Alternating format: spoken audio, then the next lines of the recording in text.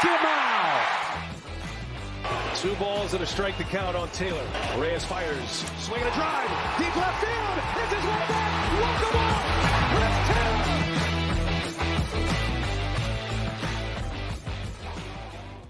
What's up, everybody? Welcome into DodgerHeads, presented by DodgerBlue.com, part of the Blue Wire Podcast Network. My name is Jeff Spiegel. Very excited today because Evan Drellich of The Athletic, also author of a new book coming out, has decided to join us. Evan's book is called Winning Fixes Everything: How Baseball's Brightest Minds Created Sports' Biggest Mess. As I said, also a writer, senior writer over The Athletic covering baseball. So, Evan, before we get into all our Dodger fans' favorite thing to talk about, which is the Astros cheating us out of a World Series, let me just start with baseball is here. How are you doing? How are you feeling?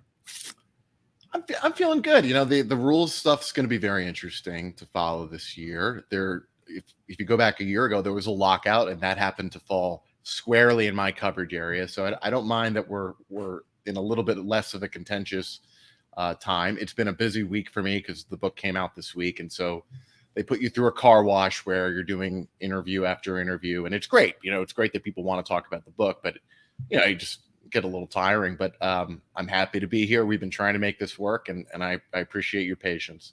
No, I'm very excited to have this conversation, and I can imagine the number of times you've been asked the same question. So hopefully we can mix it up a little bit. But I'll start off with this one because I'm just curious. I'm curious what the last month has been like for you as your book is getting ready to come out, but your book kind of made headlines a bunch of different times with a bunch of different stories as things started to leak out. What has that been like as you've kind of figured out, you know, maybe in some ways what you predicted would be the most inflammatory parts of it versus, oh, wow, people thought that was a big deal and maybe I didn't think. What's that been like for you as an author? Yeah, it's actually, nobody's really asked that question yet. I didn't know exactly what to expect. Some of the stuff that's gotten attention in the end has been stuff that I thought would get attention. There's some other stuff that I'm a little surprised hasn't. But you know, I worked on this book for like 2.5 years, 3 years, and it was very difficult for me basically sitting on my hands. I chose to do that, and what I mean by that is I didn't say much about the Astros. I reported on the Yankees letter. You know, if there's kind of news related to sign stealing, but like, it's not like I was continuously writing or revealing anything. I was reporting on, you know, people speculate on how Ken and I broke the story. And other people just report on the Astros in various ways. And it's like, I have this whole story here and I really, really just want it out. You know, there were a couple excerpts that ran. There were a couple that I was expecting to and didn't run. So you don't know quite how it's going to go. So I would say it's kind of a weird week. Like, things kind of just happen and you don't know what to expect. Yeah. Like, I didn't know whether or not people would be asked in spring training about different reporting elements in the book. Yeah. I didn't consider somebody asking Rob Manfred about my book while I'm in the crowd of the press conference. You know, I mean, you just don't know how it's going to roll out.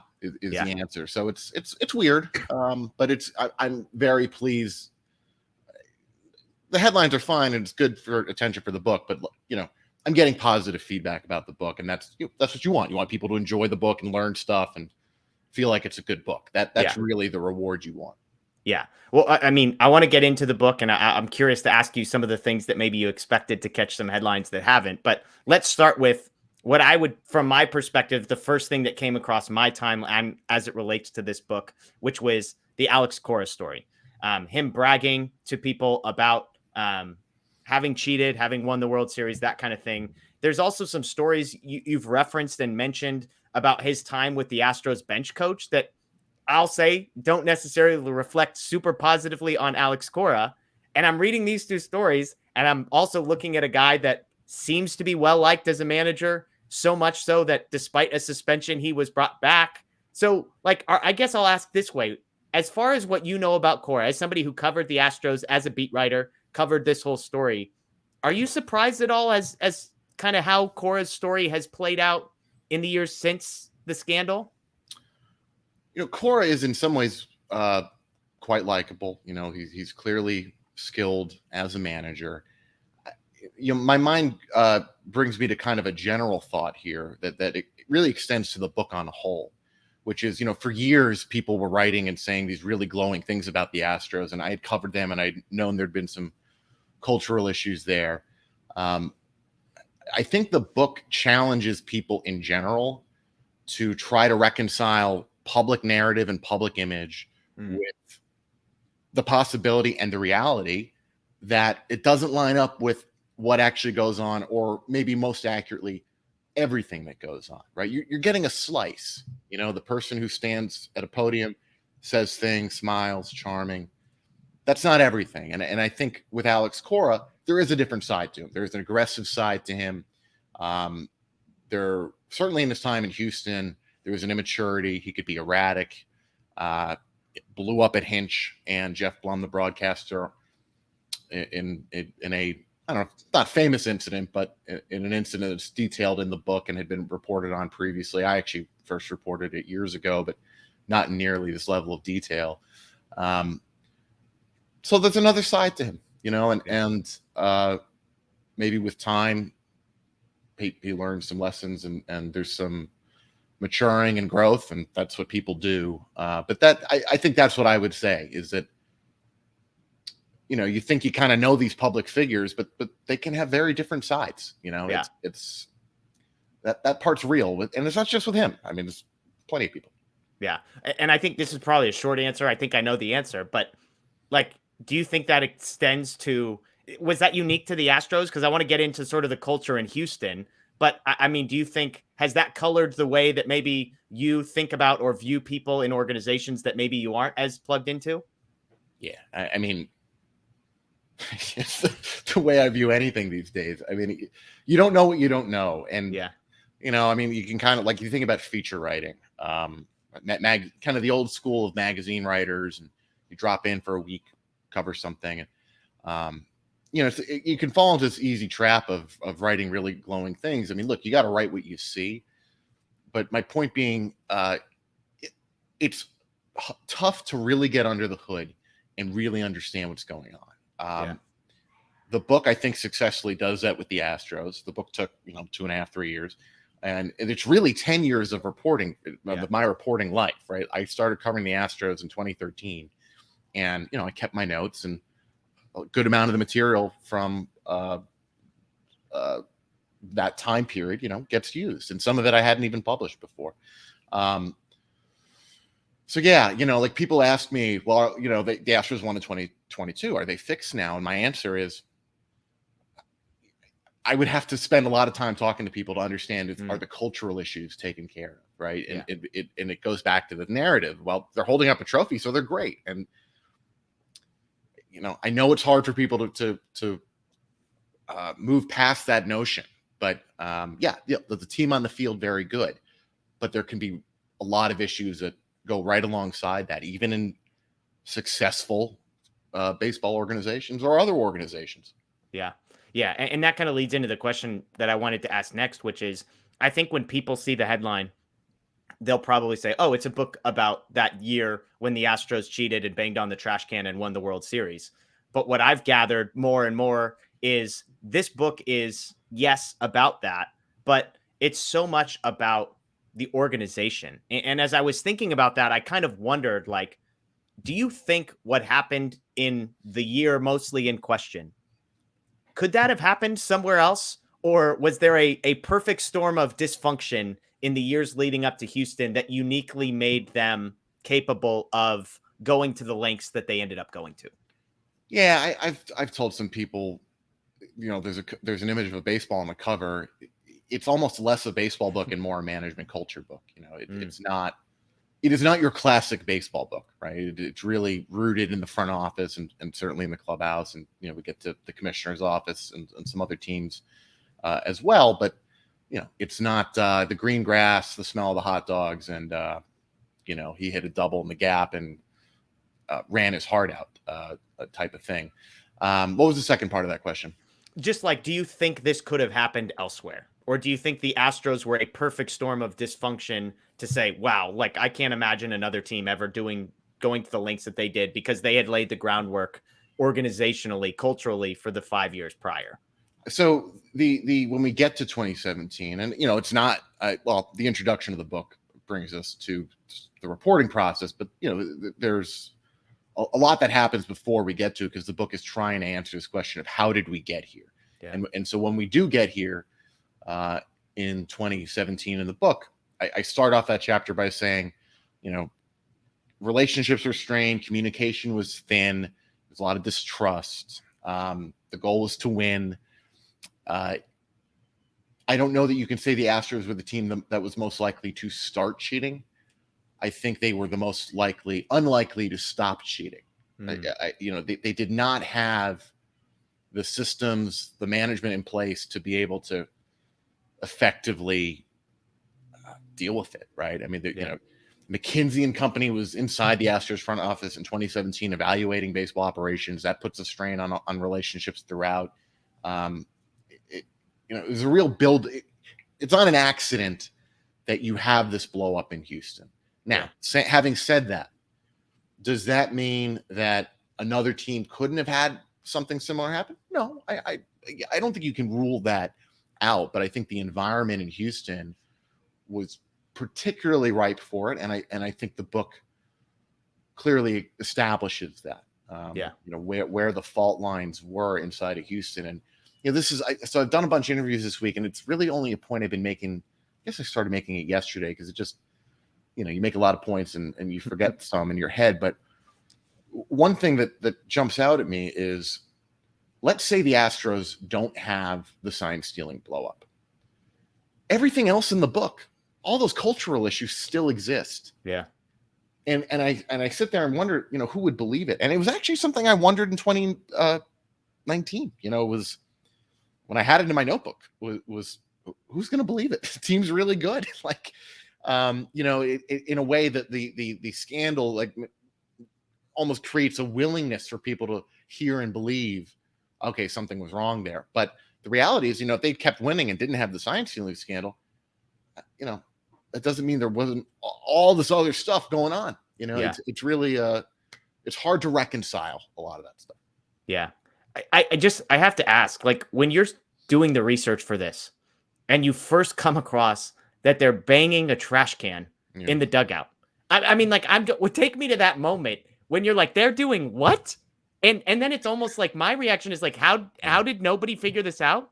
What was your reaction the moment that piece of information came up? I think it was just, when you feel like you have a story, you kind of become preoccupied with, how do I get to it? I mean, I knew it was a major story. I thought it was wild. I think I was kind of gripped by the thought of, how do I get this? How do I get this to a point I can run it? And, it took 13 months and I was fired in the middle of it. I mean, it's related to or unrelated to this story? To this story, no. But I did not see it coming. I was at a regional sports network, and in the end, it's a total blessing, because I have no idea if there's some sliding doors questions. If I stay in Boston, where I was reporting when I learned about it, I was physically in Houston. It was the 2018 ALCS, but I was working for a Boston regional sports network. If I stay there, does the story come out when it comes out? Does it come out at all? Does somebody else get it at some point? I was quite confident the sourcing I had was not widely available. I didn't think there's all these finger pointing going on, but I felt pretty strongly that, I had the goods that nobody else had. Yeah. But you don't want to test that, right, as a reporter. So I wrote in the book, I was floored, but you're you're trying to process, all right, how do I get this? How do I do this? And it took a while. It's awesome. It's funny. I'm reading a book. Joe Kelly's got a book recently out about, making baseball fun, that kind of thing. And the first chapter, he wrote it with my buddy, Rob Bradford. Yes. So the first chapter is all about his interaction with Carlos Correa the pouty face, the whole thing. And it's one of these moments as a Dodgers fan. It's just like, there's so much joy in reading his recounting. Right. But the thing that struck me, and I want to get your reaction to this, was how he, as a guy that wasn't on the Dodgers that were cheated, but then was on the Dodgers after the fact, although he was on the Red Sox and, they would have been impacted by this as well, was the perception of the way he describes how he thought about the Astros as a team. And obviously, I would imagine a guy like Cody Bellinger, Justin Turner had their own perceptions of it because of what it cost them very clearly. And then I'm reading Joe Kelly and the whole deal. And so I'm curious, like, a lot of what he talked about was how they responded to it. The cheating is one thing, but it was the whininess and the arrogance. These are kind of his words, his language to describe it, how they responded to the allegations and to the reporting.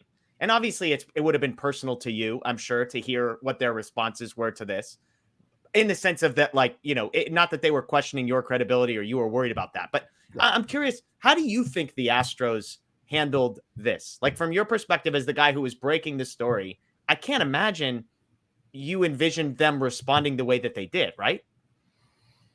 So nobody's asked me that question, maybe because it gets buried right in the aftermath of that, kind of going back to that time when everybody is first reacting. Certainly Jim Crane gave a horrendous press conference. I think Carlos Correa, he accepted responsibility, and I guess there might have been a little defiance too. There's a feeling inside of Houston, fans, team, that the Astros were singled out, and there's kind of a lengthy discussion to be had about that. It's a fact that no team has been shown to have done something as egregious as what the Astros were doing. But their point is, well, other teams were using some sort of form of electronic sign stealing, and so therefore, why are you going after us?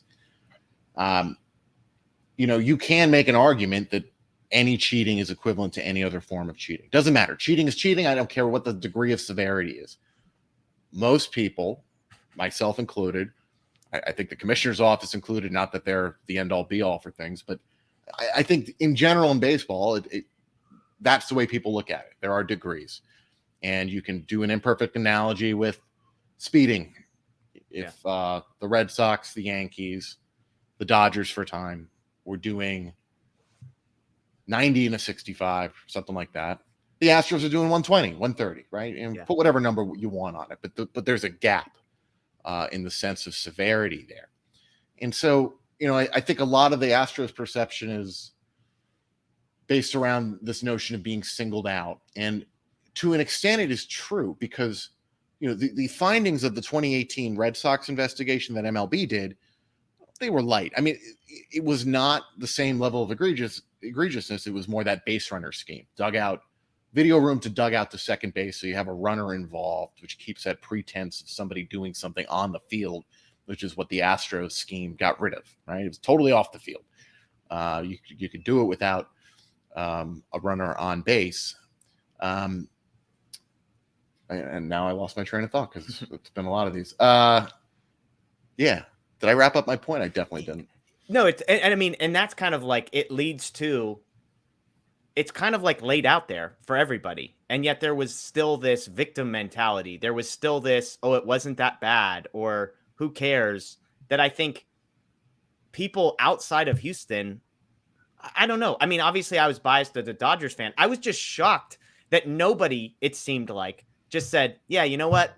Like, that was really, we did it. And it just felt like it was all of this, and no, but. I think Altuve kind of took it I don't know if nobody took it, but you're right. There was a defiance to them. I mean, in the book, there's a mention of, and I was actually there, not inside the meeting, but we talked to Tony Clark after the meeting. The Players Union visits every team in spring training. So, and the Astros were early. It was like their second stop that spring. They have this very long meeting, and the whole team is just, they're angry at everybody. They feel hung out to dry. They're angry at the league. They're angry at the union. You name it. They felt hung out to dry. And it's like, well, you told us if we told the truth, the whole question of immunity. But, there was a quote from AJ Hinch on MLB Network, I guess it was 2020, where he was saying, we did this to ourselves. And I think there is an irony to a team playing unfairly and then whining about being treated unfairly when being punished for you performing unfair. Yeah. So now you care about fairness. Right. But I do get it. I understand the notion of being singled out, but in the real world, if you have 5 people of a group of 30 seem to do something, do you get to then search the other 25? Yeah. If you have, you get pulled over for speeding 130, you can't stand there and go, well, he was doing 90. You didn't pull him over. Too bad. You got pulled. I mean, it's very idealistic. That doesn't mean it's not worth discussing, but it's very idealistic. Yeah, no, the whole thing's interesting. You mentioned Altuve. This might be a rabbit trail. I'm sure you've answered this question before. I don't know if I've seen you the buzzer thing. Did anything ever come of that? Is it total nonsense? So the book does not have evidence of the buzzer. There was an interesting anecdote, and it is just one person's explanation of how they were feeling. Somebody who said that when they were in part of the investigation, they were interviewed by MLB, and their first instinct going into the investigation was, no way this would happen. And everybody at the Astros has always denied it, Altuve, Correa, and so forth. And again, I don't have evidence of it, but this person felt that there were things that they learned through the investigation. For example, how the clubhouse people had been purchasing sticky stuff for the pitchers to use. And maybe there were other examples, but that was the example that was given. They learned things in the investigation that they realized they had no idea about, and they thought they knew. Got it. And so what they said was, and it's an unsupported conclusion, but after the fact, they were like, I'd believe anything at this point.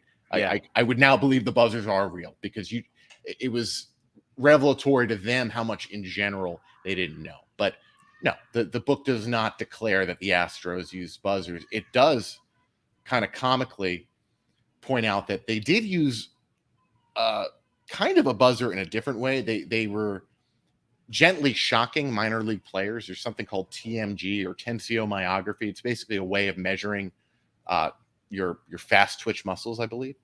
And if you could get enough of those measurements and then kind of figure out how players performed and line those up, you can figure out, okay, well, guys with certain muscle types might perform X way, something like that. So they were trying to do that. So they were shocking their players, but not for sign stealing. At least I don't have evidence of that. Okay. You mentioned this. Couple more questions. I appreciate your time. You mentioned the immunity. You don't piece. have to rush it. One of the other things that I sort of gathered is that it feels like Major League Baseball could have gotten enough information to come to the exact same conclusion they did without needing to offer immunity to every single player. Do you agree with that? Yeah, I mean, that's a theory I put forth in the book, because our story was very detailed. The story Ken and I did. The John Boy video comes out very quickly. We had a player on the record in Fires. We had an opposing player on the record in Danny Farquhar. I think the notion that how could we have gathered sufficient evidence to discipline this, and that they really would have been stonewalled, I'm skeptical of that. Maybe the investigation is a little more difficult. I don't know. Maybe they don't find out about 2018 as well, because that's included in their report, in the league's report, that they were using the base runner system into 18. But yeah, in general, that I don't think that was the motivating reason for it. It was more that if the commissioner had tried to discipline the players at that point, there's a very good chance that the discipline would have been overturned or reduced. And that's a whole, it's a labor law issue that we could go into if you want to, but that's what it is. Okay, fair. I can't get out of here without asking about the Joc Pederson story. I thought you'd lead Dodgers with involvement. I know. Well, we're trying to, we got to keep our priorities straight here. That's fine. So we've got an anonymous source, not with the Dodgers, pointing fingers at the Dodgers. it sounds like you have inside confirmation. And I liked this distinction. Specifically, it came up, I know, in your interview that you did with The Athletic about, hey, let's differentiate between, do we have someone who's inside of the Dodgers saying we did this versus somebody outside of the Dodgers saying they did this? And I think that's like a super helpful for me as I'm wading through all of this. So I appreciated that. The source pointing fingers at the Dodgers on something beyond the sort of the guy at second base relaying signs is an outside source. So I mean, I think yes, that's correct. I think that was it was still that same system, right? It would have been getting the sign so you can get him to the dugout and get it to the runner on second base. You want me to run through that? Yeah, and I guess I'll end. The question I want to get to is, like, as a Dodgers fan, I think people look at Dodgers fans and say, you're all hypocrites. You're all pissed off about this Astros thing, but you've been cheating. Red Sox fans, you've been cheating. All this thing. I'm biased, but I'm reading this and saying, yes, but what we were doing is we were going 90 and a 65, and you were going 130 and a 65, going back to the degrees. Do you think that's fair, or were the Dodgers doing something more egregious than, quote unquote, everyone else was doing? Yeah, I do think it's fair. And again, it ties back to this question of, does it matter what other people were doing in terms of just, right? It's this kind of continuous, well, the other people were doing something for the Astros, so it justifies our behavior. Why did Barry Bonds use PEDs? It's been, I think, consistently reported that there was a jealousy of McGuire and Sosa, I got to keep up with them.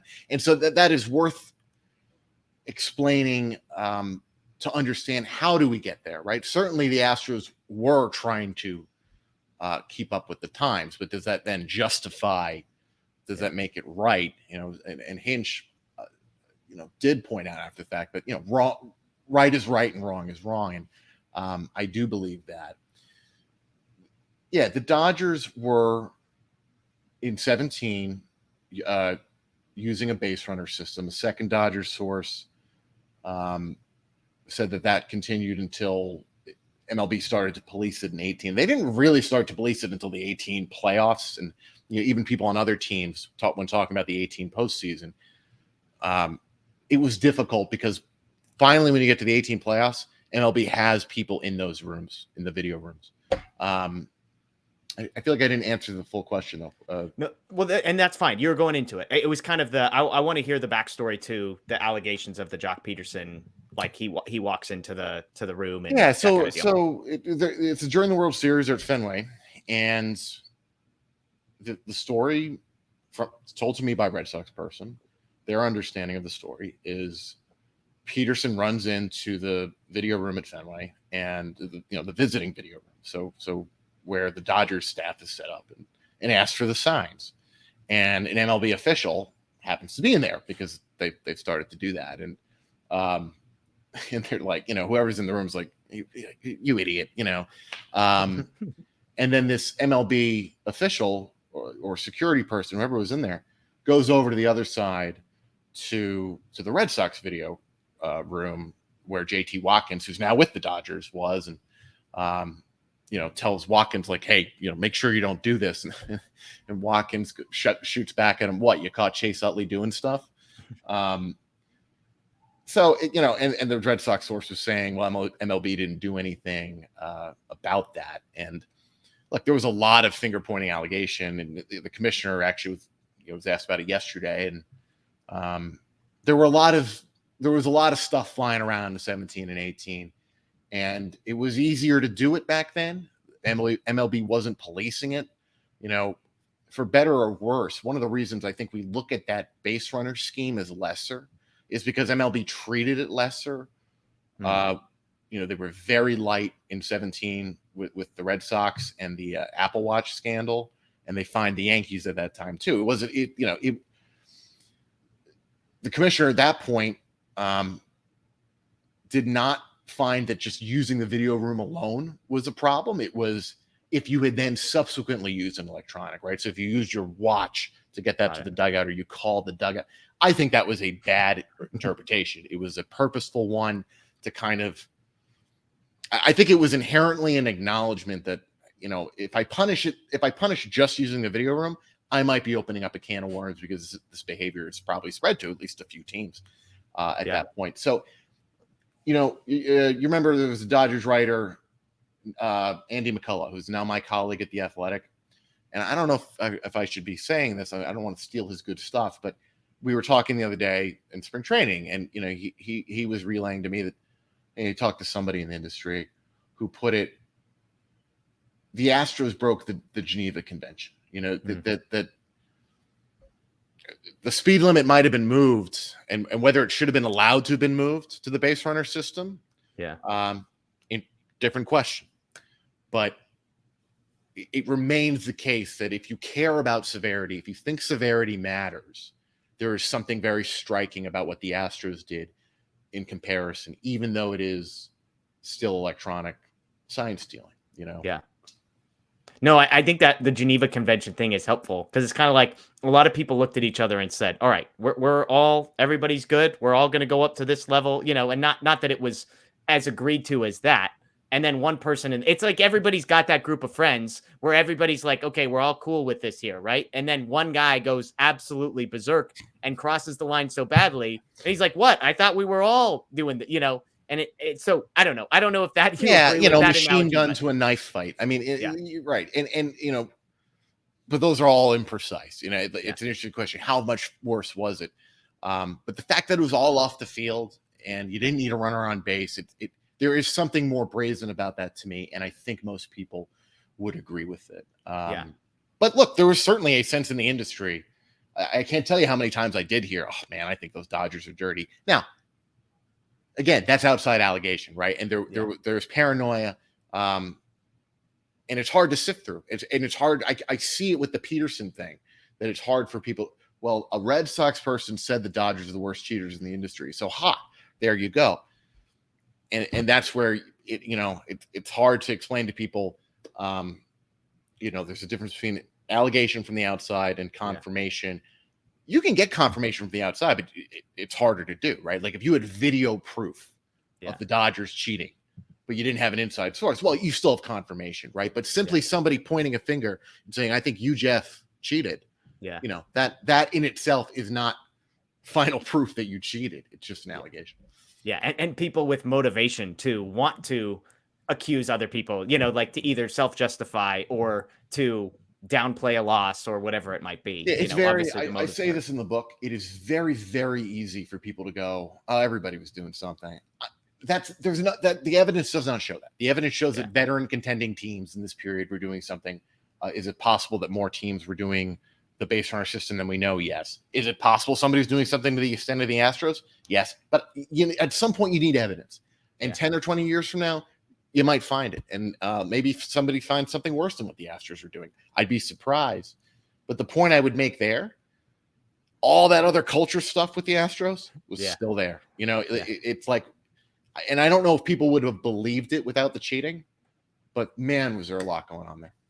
I'm just laughing. I'm imagining like some Rockies back office meeting as all of this is coming out, and that some guys like, okay, so everybody was stealing signs and passing them to the guy in second. Like, why weren't we? It's like all these other teams were doing it. It's almost like I imagine there were some organizations that were sort of like, okay, if the Dodgers were doing it and the Red Sox were doing it and the Yankees were doing it and the Astros were doing it, like, why aren't we being named on these lists?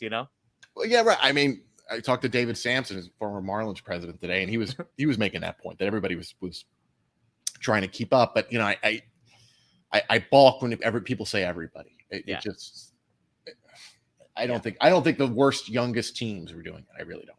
Okay, I'll end with this, and I mentioned it earlier. You've hinted at a couple times, not hinted at. You've mentioned that there's certain things from the book that you're surprised haven't kind of been the headline grabbers. Can you share a couple? I'd love to hear just from your perspective as the guy on the inside, as the guy writing this book. Yeah. The things that were maybe most surprising, most shocking to you that haven't seemed to catch everybody's attention. Now the book's just out, so there's still time for these things to grab headlines, but look, the Boston stuff and what has thus far made a lot of headlines. It's really been Boston media focusing on Boston elements because core is still there. Yeah. And Los Angeles media focusing on really like two passages from the book. It's not a major part of the book in terms of time spent on it. I do think it's worth reporting. Even just as a matter of historical record at a certain point. And, we are kind of getting to the point where this stuff is history. Yeah. There's a lot of stuff on the Astros in the book. And, Houston's a different media market. Could be a little bit more rah-rah, and that's okay. That's who they are. The Houston Chronicles, Chron.com is running a bunch of stuff, but there's all sorts of anecdotes about Jeff Luhnow and Jim Crane in there that I'm surprised I haven't really seen much. And, maybe that's an appetite issue. Do you have one in particular that kind of jumps to mind first? An Astros employee saying that Jim Crane said we can't fire black people, which is significant in general, but particularly because Crane had a massive discrimination suit brought against his outside company, Eagle Global Logistics. This was already 20 plus years ago, but it was a really ugly case. It got settled for $6 million. Crane always denied wrongdoing there. A bunch of things like that. I mean, that one's top of mind. Crazy. Yeah. Okay. Well, Evan, I appreciate you coming on. I appreciate the reporting. I mean, it's a reminder to me of the importance, it's like everyone talks about the journalism industry and where it's going and whatnot, but these are the types of stories that only exist because somebody puts in the time and the years in a local market, cultivates sources, and then is able to, like you said earlier, okay, I just heard about this trash can thing. How do I actually get the details to make it happen? I know Ken Rosenthal was a part of that with you at The Athletic, but I'll close with one more question. Does it feel, do you have closure? On this whole thing, obviously the Astros just won again. It's not sincerely a closed book. A lot of these people are still around, but for you personally, writing this book, having reported about the Astros as an organization, as a beat writer, as you said, writing the story for The Athletic, and then sort of all of the time, the last 2 or 3 years, do you personally feel like there's closure to this story, or is it ongoing still? I think I would say more closure. Look, you can always have new facts discovered about anything, anything at all. You could continuously write a book forever. At some point, you got to decide to publish the thing. And I think I was saying it earlier, waiting to get the book out was tough for me. Hearing other people speculate about how we got the story it's not easy. It's like, no, I can actually explain this. And I could have, right? I could have just decided, but I wanted to do it all at once.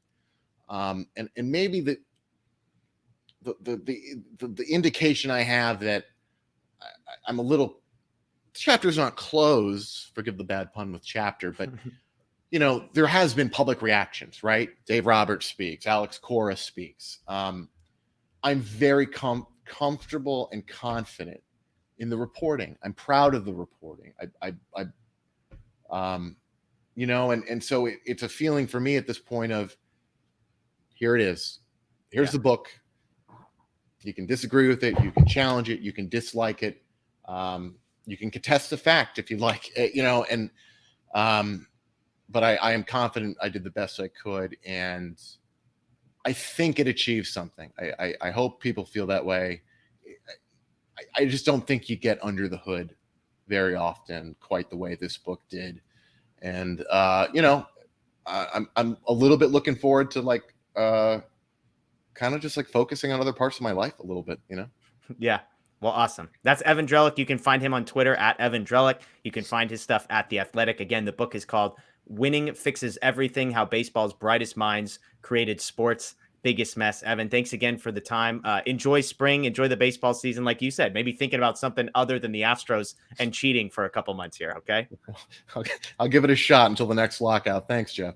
Absolutely. Everybody else, we appreciate you joining us. As always, you can check us out, DodgerBlue.com, DodgerBlue1958 on social media. Enjoy the rest of your day. And as always, go Dodgers.